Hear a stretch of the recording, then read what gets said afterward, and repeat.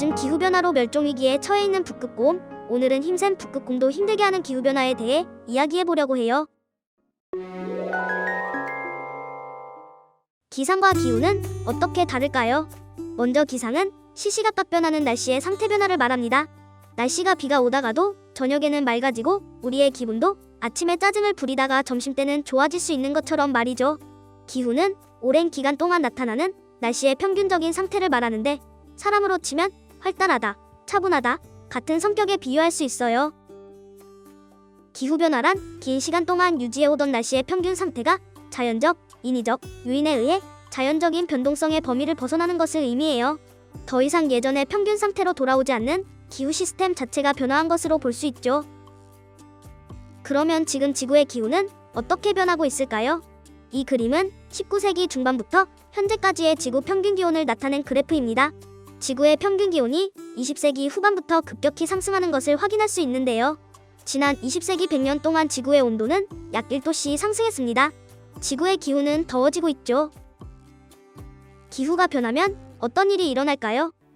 왼쪽 그림은 1988년 8월 북극의 빙하이고 오른쪽은 2019년 8월 북극의 빙하 면적입니다. 30년 사이에 북극의 빙하가 눈에 띄게 줄어든 것을 확인할 수 있어요. 이렇게 녹아내린 빙하는 모두 바다로 흘러갔고 그 결과 바닷물의 높이가 점점 높아져서 여러 섬나라들이 물에 잠기는가 하면 많은 해안가의 대도시들도 침수될 위험에 처하게 되었죠.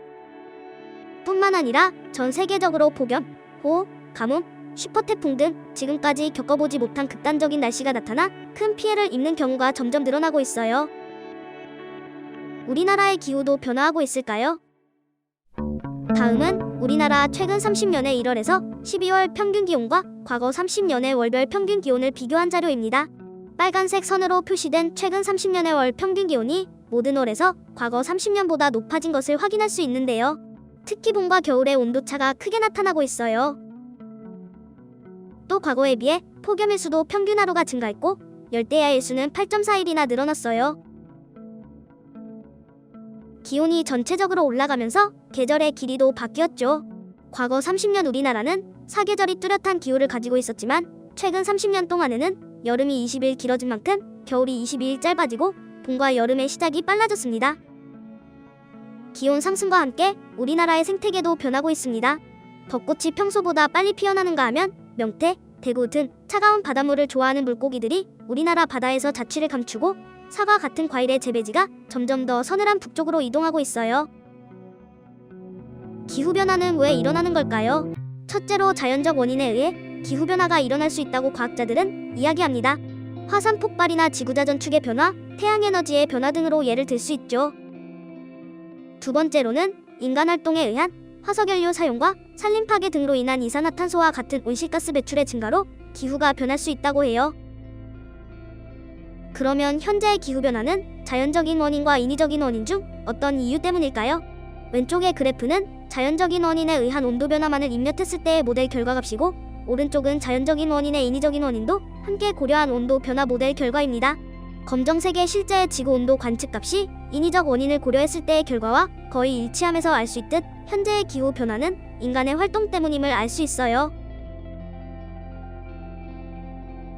19세기 산업혁명 이후 사람들이 자동차를 타고 다니고 물건을 만드는 등의 활동을 하면서 석탄, 석유 같은 화석에너지의 사용이 급격히 증가하게 되었죠.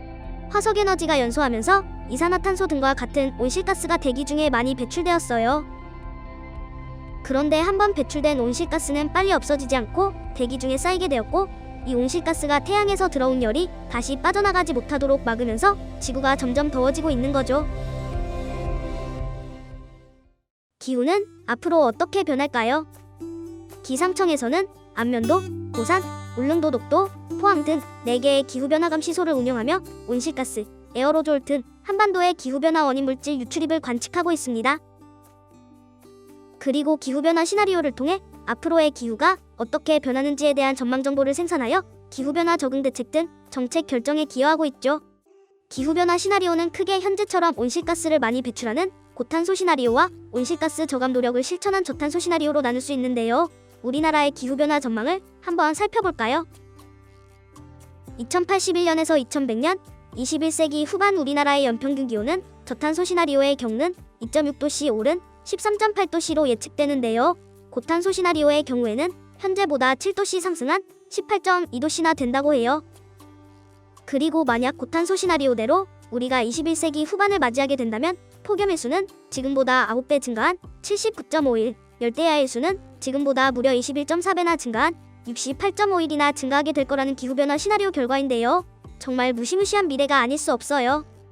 또 한반도의 해수면도 동해, 서해, 남해에서 모두 80cm 이상 상승하게 된다고 하는데요. 바닷가에 사는 사람들은 어떻게 하면 좋을까요?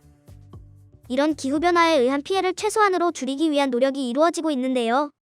우리나라를 비롯한 세계 각국에서는 NDC 즉 국가 온실가스 감축 목표를 세우고 2015년 파리 기후변화 협정 이후로 산업화 이전 대비 지구온도가 2도씨 이상 오르지 않게 온실가스를 줄이는데 전 세계가 합의하여 노력하고 있어요. 특히 태양광, 풍력, 지열 등 신재생에너지 사용을 늘리기 위한 노력이 많이 이루어지고 있고요. 요즘 내연기관 자동차 대신 길에서 전기자동차를 자주 볼 수 있는 것도 화석에너지 사용을 줄여 온실가스 배출을 감소시키려는 노력 중에 하나라고 볼 수 있어요.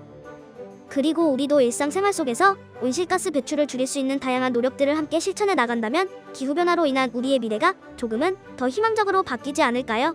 그리고 살 곳을 잃어가고 있는 북극곰도 지켜줄 수 있지 않을까요?